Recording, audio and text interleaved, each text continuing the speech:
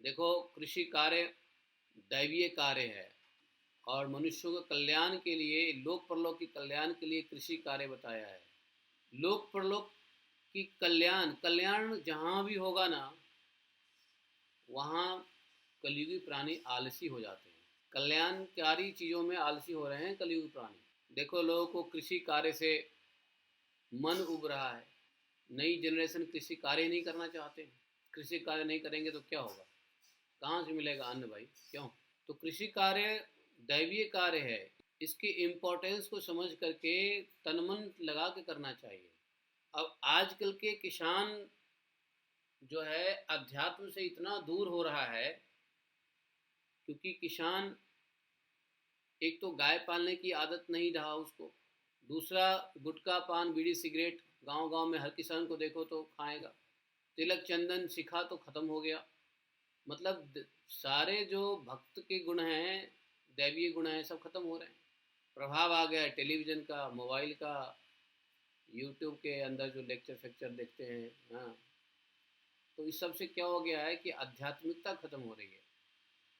आध्यात्मिक मतलब क्या होता है? अधि अधि अधि मतलब क्या होता है? अधि आध्यात्मिक का अर्थ जानते हो? बता दो। आध्यात्मिक, अधि, आत्मा, एक, समझे? अधि मतलब होता है मन, जिसका मन आत्मा में ही लगा हुआ है। एक एक मतलब सिर्फ आत्मा में, उसको कहते हैं आध्यात्मिक। अधि अधि मतलब क्या होता है? अध्यात्मक। अधि अधि मतलब मन। कहते हैं आधि व्याधि। व्याधि मतलब शरीर का रोग, आधि मतलब मन का रोग। आधि व्याधि, आधि आत्मिक एव आध्यात्मिक। तो मतलब ये है कि जब डिविनिटी खत्म हो रही है, जब आध्यात्मिकता खत्म हो रहा है, जब आत्मज्ञान भगवत ज्ञान खत्म हो रहा है, तो उसको समझ में नहीं आएगा कि कृषि कार्य कितना इम्पोर्टेंट है। कृषि कार्य दैवीय कार्य है। कृषि कार्य लोक परलोक के कल्याण का कार्य है, जो प्राचीन ऋषि मुनियों के द्वारा बताए गए हैं। वैसे तो कृषि कार्य होगा तो कृषि कार्य से निकलेगा क्या? वही अग्निहोत्र में आएगा। कृषि कार्य, गोपालन, अग्निहोत्र, समझे? खेती गृहस्थी, खेती खेती के ऊपर गृहस्थी, यज्ञ, अग्निहोत्र, गौपालन, समझे? ये सब हो रहे हैं। आज के डेट में क्या हो रहा है देखो, कृषि कार्य में तो नए जनरेशन की रुचि नहीं है।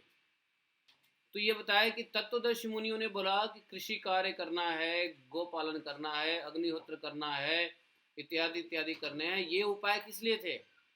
जीवन के सभी काम की प्राप्ति के लिए। धर्म अर्थ काम मोक्ष।